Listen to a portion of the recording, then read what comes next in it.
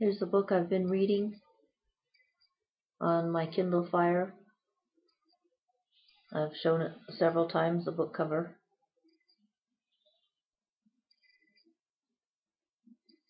Molasses Moon, nonfiction.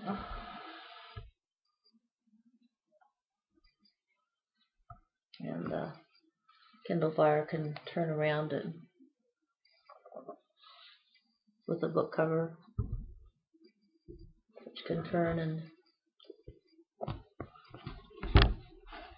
set up on the table to read. When it turns this way, the cover is a little bit smaller. Now I'll just push the middle of it and go back to where I was reading. Okay, got that set up now.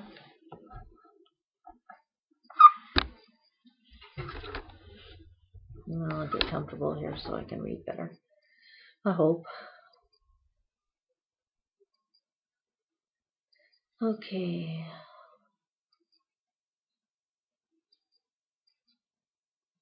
We were talking about the tumbleweed dream with the tumbleweed truck in the last reading, and I had mentioned again too that these readings go by numbers in sequence and not necessarily by the chapter numbers, but the ones are correct on the titles that tell you the sequence.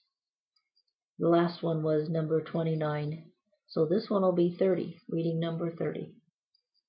In case I misinterpret the sequence in the video, I have a couple of times.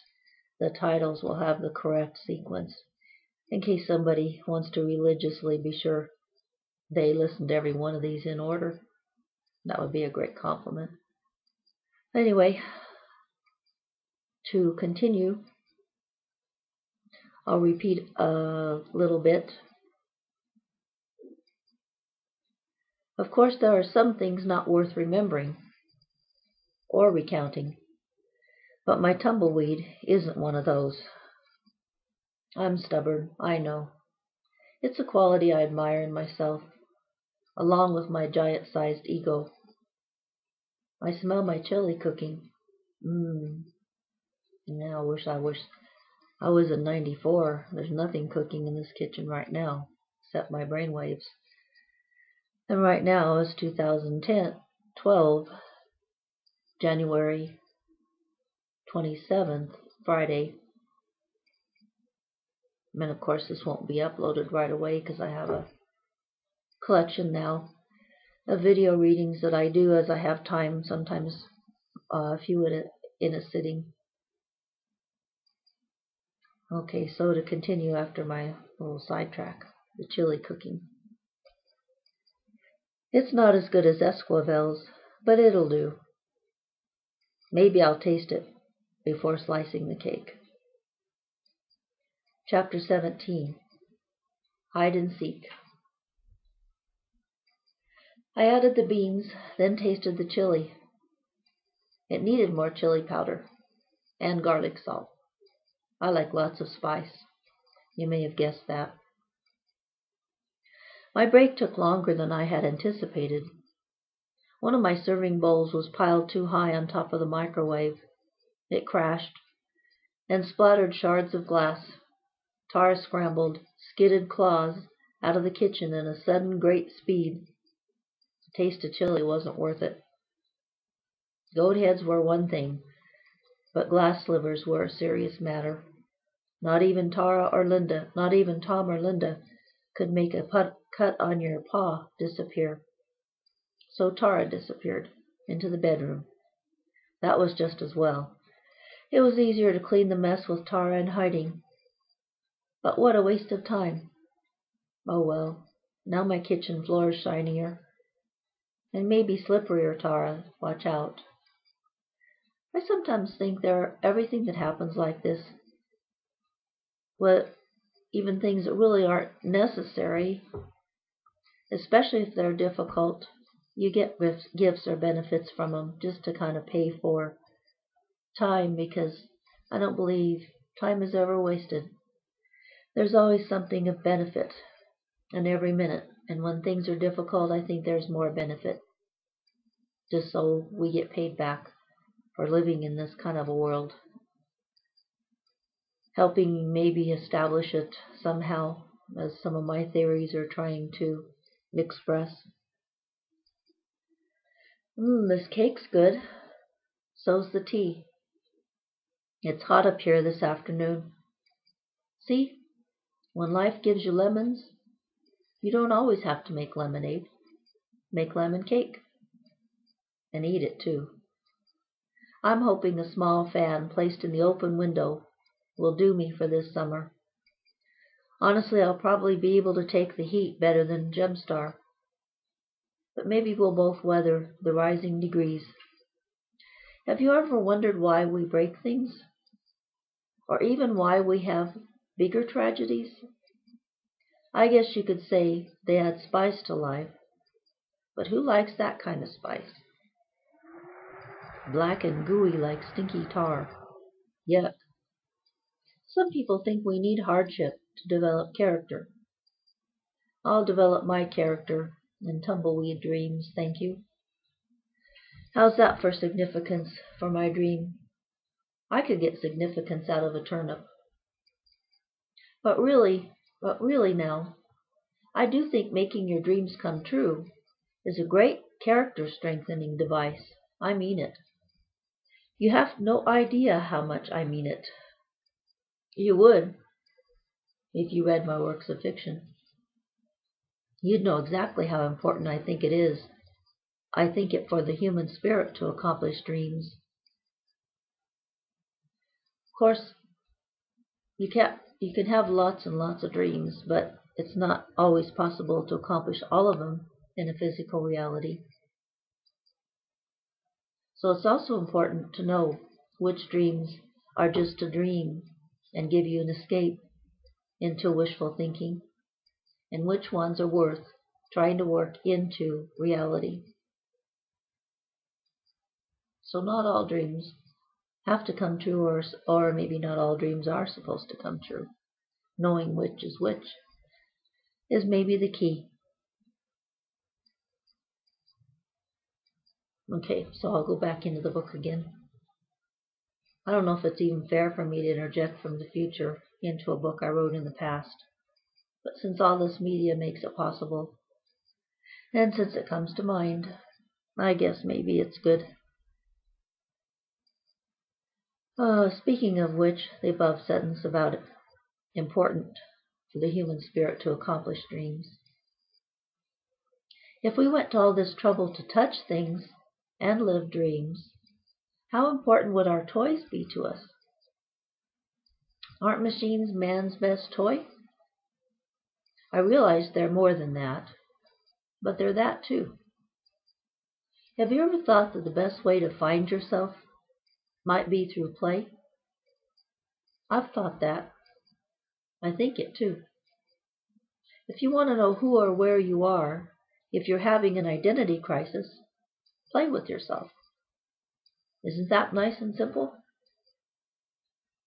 I'm not implying masturbation here. That's too simple of a pleasure. I'm meaning more sophisticated types of playing. Aren't you beginning to see by now that life may be a game we're playing or developing to play? I've mentioned we don't seem to know all the rules. Well, maybe part of the game is discovering the rules, as well as learning the true laws of physics. This is good. How could I ever think my writing isn't good? It's easy. That's one thing I wish were harder for me to do. Fall into the pit of thinking my work's no good. Wonder what page number this will be. Oops, that's it for now. It's 1 minute to 4. The card's rerunning. I'm out of here. Gotta go play. Later revisions later. Asterisk, time passing. Okay. Can't you hear Geordie say that? It's 5 o'clock and Star Trek's over. Geordie was brainwashed in today's episode. During the ads, as usual, I fixed Tara's dinner, made a few touches to Tom's and my dinner, and wrote notes on the U.S. West envelope from today's bill-paying session. It's not usual to write notes on the U.S. West envelope. My notes read as follows. Aren't envelopes handy? I mean the backs of them. They're always there when you need to hold something that your conscious mind might lose if you don't solidify it into written words soon enough. Everything seems to have a prime time. There's even a precise time for desires to be had and met. Have you ever noticed that there is a timing for desires to peak, then pass? I'll get more specific. Have you ever noticed that when you want something, like a piece of lemon cake for instance, and by the time you get around to getting it, you don't want it anymore? When I decided to take a break earlier, as I told you, I wanted a piece of lemon cake. But once I got downstairs, I didn't want it anymore. I wanted chili. But I only had a taste. I didn't want to spoil my supper. I've read scientific studies, this one was presented in one of my psychology texts in college, which prove, in quotes, that if a person eats at a certain time every day, yet goes a half hour beyond that hungry time without feeding, the hungry feeling will pass. Supposedly, when fasting, a person reaches a time, finally, when he no longer feels hungry, merely faint. Hunger pangs are thus supposed to be chemically induced. The brain gives up the hormone ghost if a half hour doesn't get the message across to eat. Realizations have ebb and peak cycles also. Luckily, most of them return at a later date, if they're not fully assimilated the first time. I've not only watched this cue cycling of desires, realizations, choices, and actions in my own experiences, I've watched cues cycle astrologically. There is a cycle called retrograde, during which we are prone, if not pushed, to reflect, review, rediscover, to basically catch up to a degree, with past cycles gone, but not forgotten or completed. To show you I'm not like any horoscope you've ever read, or like any astrologer you've ever known, I'll say I like retrograde cycles. I see a valuable purpose in them. Most astrologers advise to avoid important decisions or actions during retrogrades. Astrologers, surprisingly, are the last to see that every cycle, every minute, every tiny cue of time has a purpose. No time is meant for hiding under the covers until it passes. True, some cycles are harder to deal with than others. I'll admit to having crawled into a grave during a few. But every game is made to win. At least in my universe, it's supposed to be that way. Thus, even times astrologers would have you hurry, skip, or avoid are useful for something besides denial. All this boils down to living in the present as much as possible. Being in touch with the moment allows you to sense the purpose of that moment. I'm not saying we should live in a serendipitous, spontaneous world without order, goals, or responsibilities. I'm saying to allow spontaneity within plans. Maybe even allow a time each day to do whatever you feel like with nothing pre-planned. This type of time freedom, or permission to exist in the present, may adjust our biological clocks to their proper settings. We all know our timing can be off at times. Now, one thing I had on the back of the U.S. West envelope, one other thing I had on the back of the U.S. West envelope, I was appreciating the value and quality of American movies, including TV and Picard, of course. I think we not only created physical reality for the pleasure of the sense of touch, I think we created this mess also for the pleasure of escaping it, but not totally, into stories. And you wonder why I like reading fiction. Okay, another pause point. I'm really enjoying reading these. And I guess I don't have any political messages or little points to make this time. So I'll just probably sign off and hope to be back again. Take care.